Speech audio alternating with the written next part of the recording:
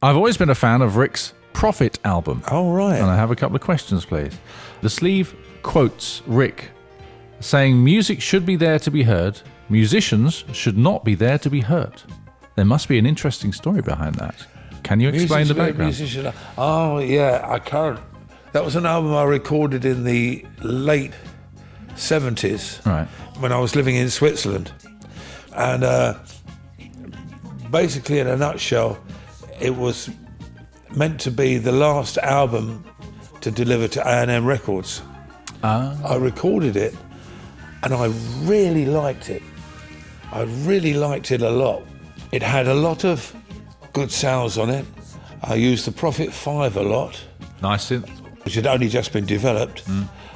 We used a lot of techniques in the studios, in Mountain Studios, where we'd recorded the S stuff and I was living there.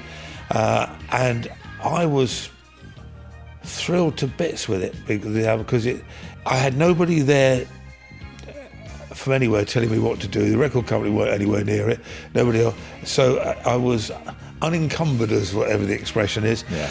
And I wanted to try some experiments and things using tape and other various bits and pieces. I mean, I did one track where the drums were cardboard boxes. Just to go for different sounds. I did things like using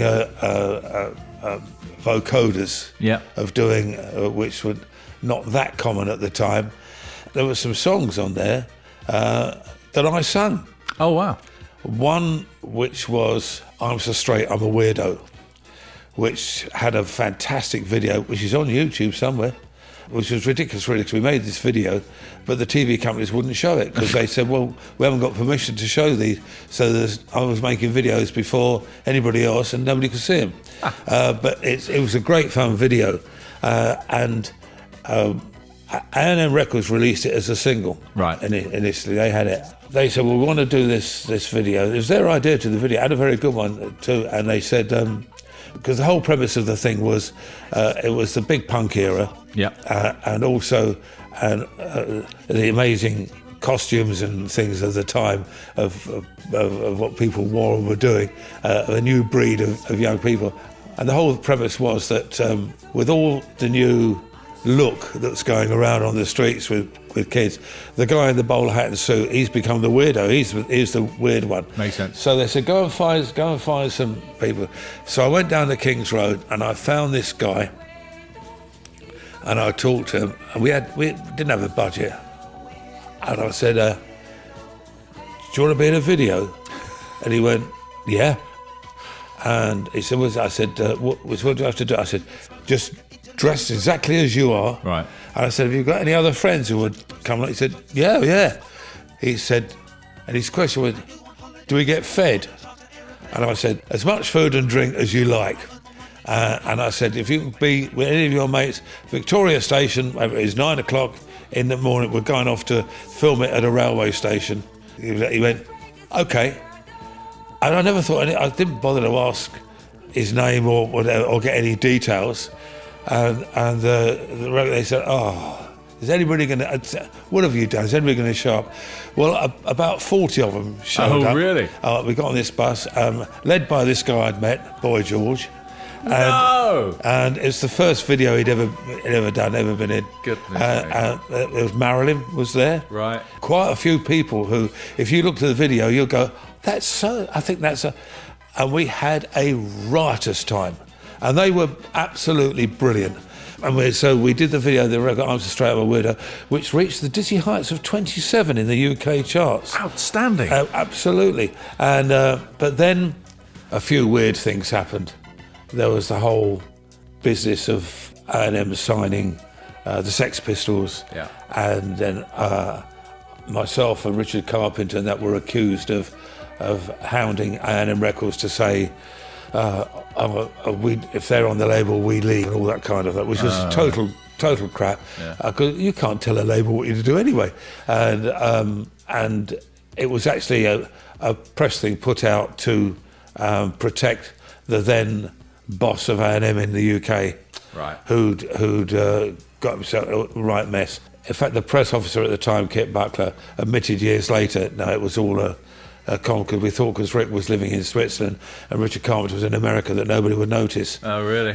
But they did, which annoyed me intensely, because my argument has always been, when people say, well, you didn't like punk, that's not true at all. There's some good bands like The Jam I loved, and also I was the guy who discovered the Tubes, so how can somebody turn around and say, so anyway, it's by the by.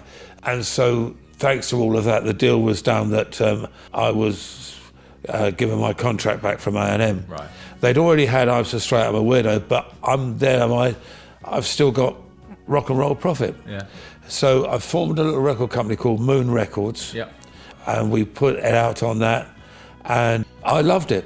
But the whole album was, basically we didn't have any sort of promo or anything to do, so it sort of disappeared. There was another track on there, a fun track, because I liked fun tracks.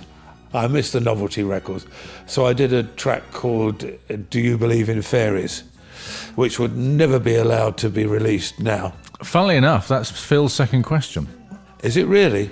Secondly, asks Phil in Munich, was the song Do You Believe in Fairies inspired by John Anderson by any chance? No, but another John recorded it.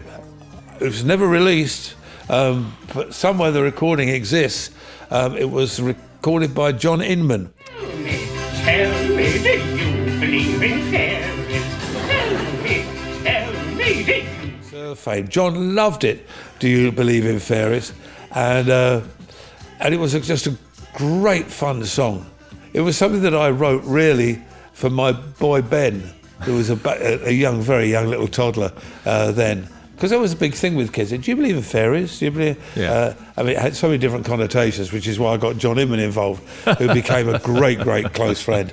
But it's great fun, and the recording of Do You Believe in Fairies is really quite advanced for its time, with some of the effects and things we did on it, which was there were a lot of good sounds on that album. I loved that album, and it sort of disappeared. Sadly. It was re-released some years later with a couple of extra tracks. Yeah. But the original album, quite collectible. Well, I think you've given a very full answer to Phil. So Phil Kinderman in Munich, thank you very much for asking that.